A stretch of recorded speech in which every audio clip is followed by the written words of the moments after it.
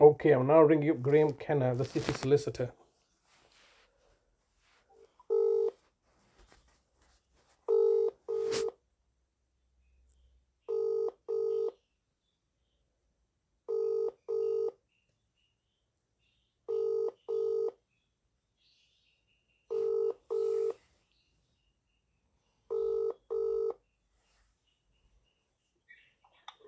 This is the voicemail of Graeme Kenna from the Legal Department for Adult Services in Bradford Council. Please leave a message and I will get back to you. After you've finished your message, just hang up, or to hear more options, please press 1. Ah, yes, hello, Mr. Kenna. It's Mr. Hussain here, once again being forced to leave yourself a voice message in this degrading and humiliating manner as you refuse to engage with me any further. And now, today, it's been 70 days since you've unlawfully kidnapped my brother and are holding him in your unlawful care and custody, in clear violations of all the basic laws and tenets of this country of unlawful arrest, unlawful detention. Clearly, my brother has certain inalienable legal rights that you're simply looking to disregard once again in order to achieve your agenda and narrative. Today is 70 days later, and you've not given me any indication of and all I'm asking is, under what legal framework have you taken my brother from my care? Simply getting the police to come and arrest me from my garden, and then coming to the house and saying, but you had already, as soon as we were in the garden, this was a pre-orchestrated plan, wasn't it, of attack?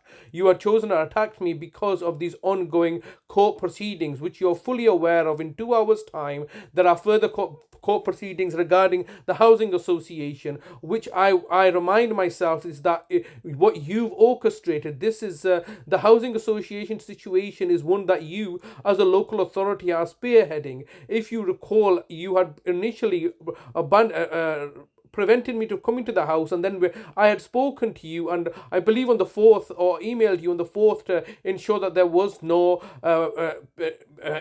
injunctions in place preventing me from entering the property. Soon as I've entered the property, I've seen the fact that you've instructed my sister Shaida to remove all the items, one of which was an expensive, very expensive, in the millions, of my Bitcoin wallet, amongst many other items that you've taken from here.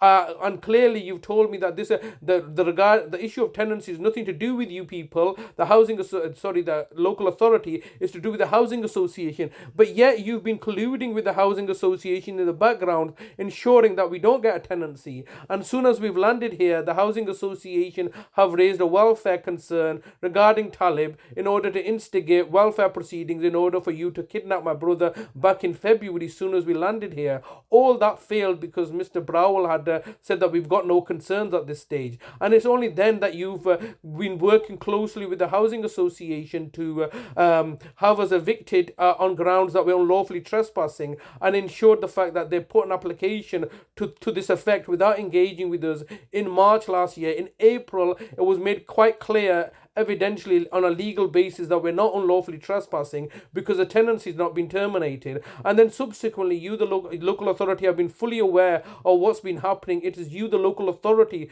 that instructed the housing association solicitors to reinstigate proceedings in end of June, and then subsequently you've tried to work in with the housing association in August and the courts to get a penal notice in place in order to get a gas safety inspection, so you could then instigate a welfare check, or which did happen. A false flag welfare concern was once again raised by the housing association for the second time in October, and that failed because obviously Mr. Browell came down, and we were not at home, I believe, on that occasion, and later on that all dissipated because I made it clear to Mr. Browell that the engineers could not make such a claim, and it has to be false because they never entered the house, despite there being a penal notice in place to ensure that gas safety inspection is carried out. I had personally paid for that gas safety inspection myself to prevent entry of because I knew the narrative that was being promoted, because at the time you had liaised with my niece Shagufta to also raise a false flag. You had a liaise with the Dalit to raise a false flag.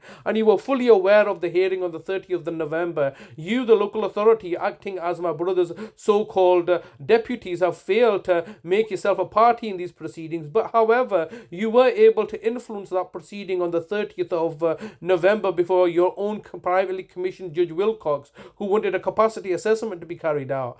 And now, once again, we're at this stage now where you have been failing miserably. The capacity assessment was not carried out due to not my failure or fault, but the housing association's failure to have an interpreter present. You've then in April reinvigorated this zombie case, brought it back to life by commissioning the services of Judge Gresnall and District Judge Mitchell in order to once again bring this case back to life. We are now here in August, when I had looked to have the case dismissed, you had all worked together to kidnap my brother, and that is a real reason that my brother's in your detention, isn't it? Is because I had raised the fact that I was going to have this case dismissed, and that's something that you could not accept. And now you've taken my brother and are not giving me any information about his whereabouts or well-being or anything about him, because this is what you needed in order to win this case. This case is not a housing association case. This is a local authority case.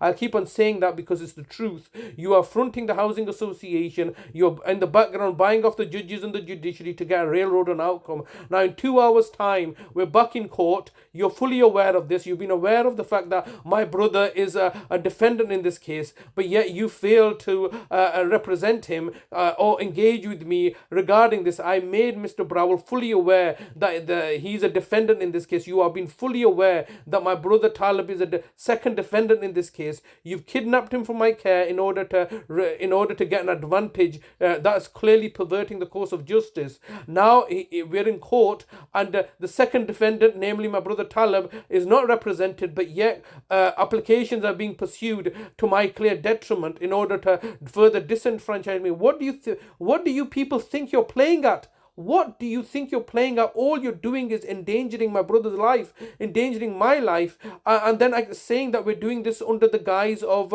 professionals doing their job. Why are you refusing to engage with me? All I'm asking for you, what am I asking from you? As a city solicitor, I'm asking for you to give me the legal basis of how you've abducted my brother. You've not established that he lacks mental capacity. You've not been able to establish this. You came down with a clear objective in order to in order to have me arrested and take my brother, hoping that I'll be remanded in custody, and then you win the case. And that didn't happen. And now subsequently we're here several months later, 70 days later. I have absolutely no idea where my brother is or what kind of condition he's living in, and you're looking to threaten and bully and intimidate us. And the worst crime of it all is that you're buying off the judges, District Judge Wilcox and other judges, in order to simply keep the narrative that you want me out of this city, out of this home. The maximum allowed time for recording a message. If you wish to record further, please choose the append option from the menu. If you've finished recording, just hang up.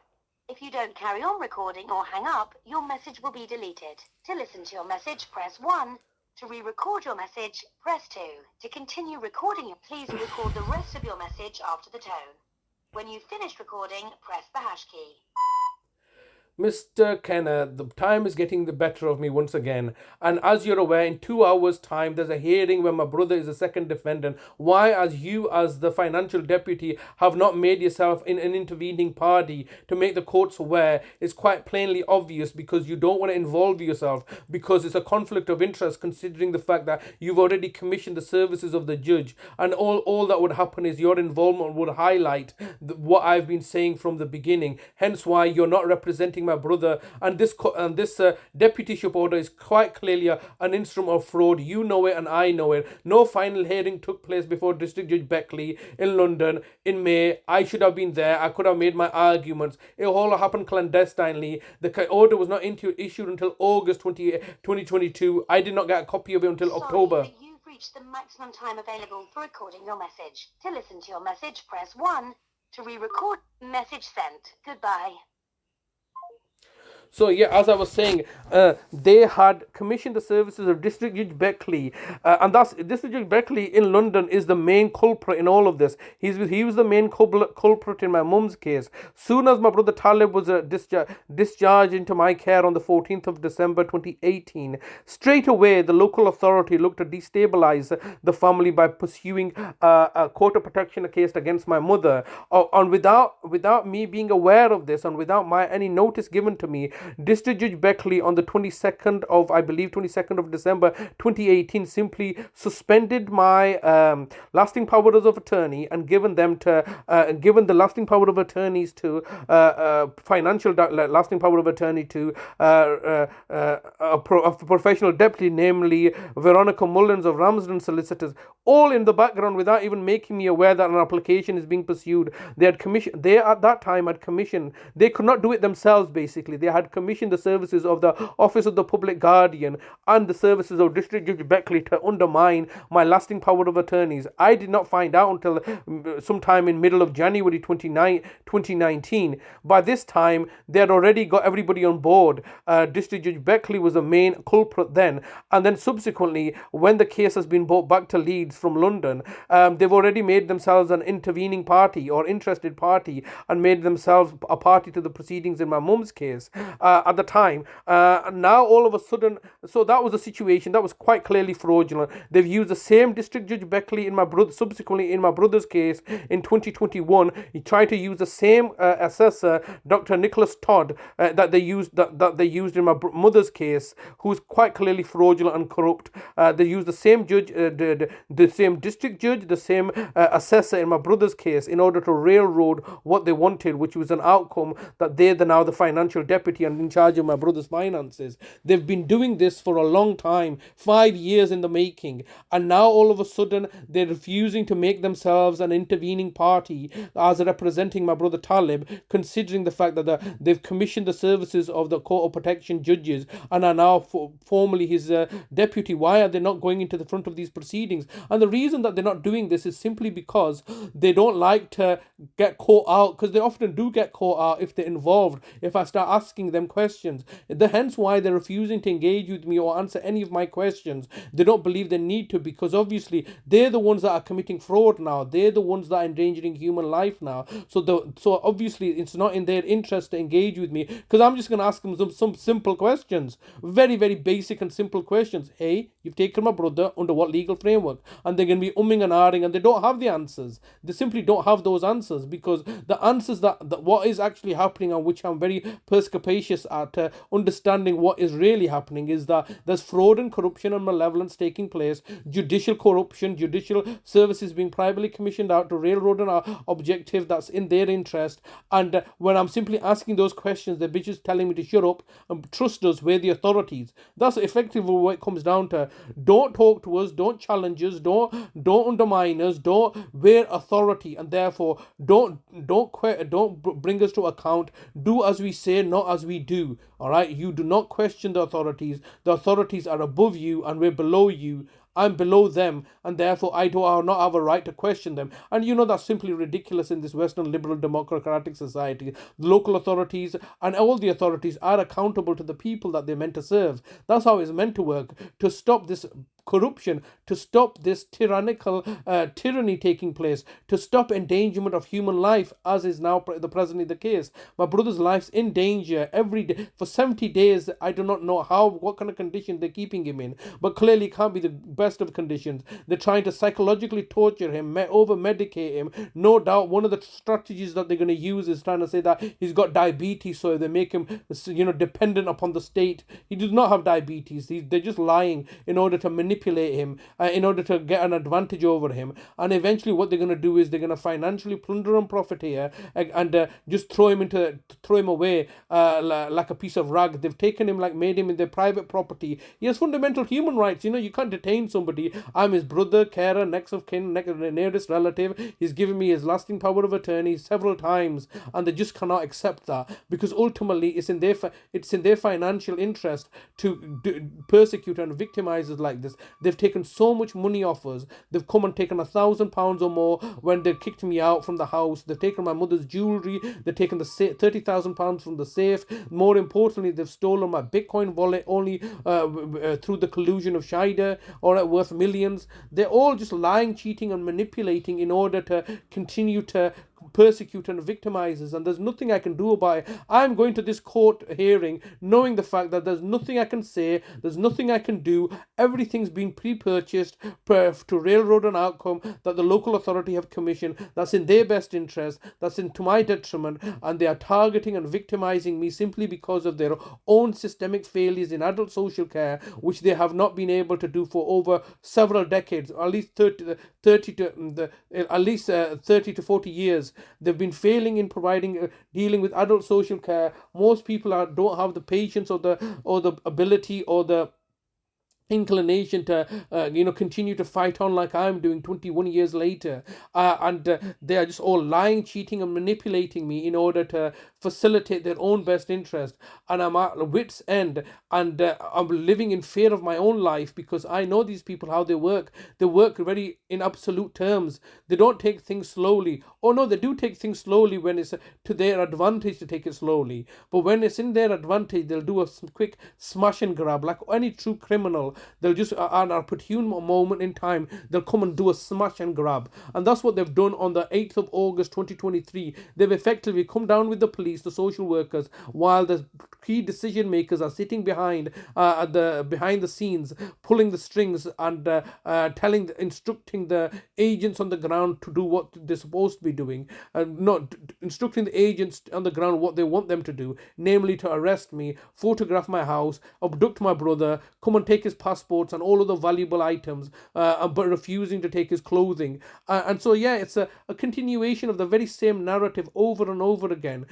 Smash and grab, do what you like, and then subsequently we're reeling and having to take several years to recover from each abuse or an attack. That's what they did. A smash and grab in my mum's case kicked me out of the house within a few days. High court hearing that I did not even attend, and they would refuse to adjourn, and then kicked me out. It took us years to recover from that. It takes us a very long time to recover from an assault or an abuse or an attack, and that's ultimately what they do. As a local authority, they'll come and abuse and attack you instantly, do a quick smash and grab. It'll take us ages to recover, and in the meantime they'll just wait until another attack. So the last time they attacked my brother like this is on the 3rd of August 2018, and had kidnapped him, and then now waited 5 years later, whilst in the background during that 5 years they've been targeting my mother, effectively murdering her off, and now done a second grab and snatched my brother from my care, refusing to engage with me, refusing to tell me anything about where he is, what kind of condition he's being kept in, refusing me contact with my own brother, psychologically torturing me, and there's nothing I can do about it, because who do you go to? You can't go to the police. The police are involved in it. You can't go to the courts or the judges. They're all involved in it. You can get a solicitor. They'll just buy off the solicitor with the public money. So there's literally nothing you can do, and they will continue to hound and persecute me like this. Trying to drive me to an early grave. But I will survive. I will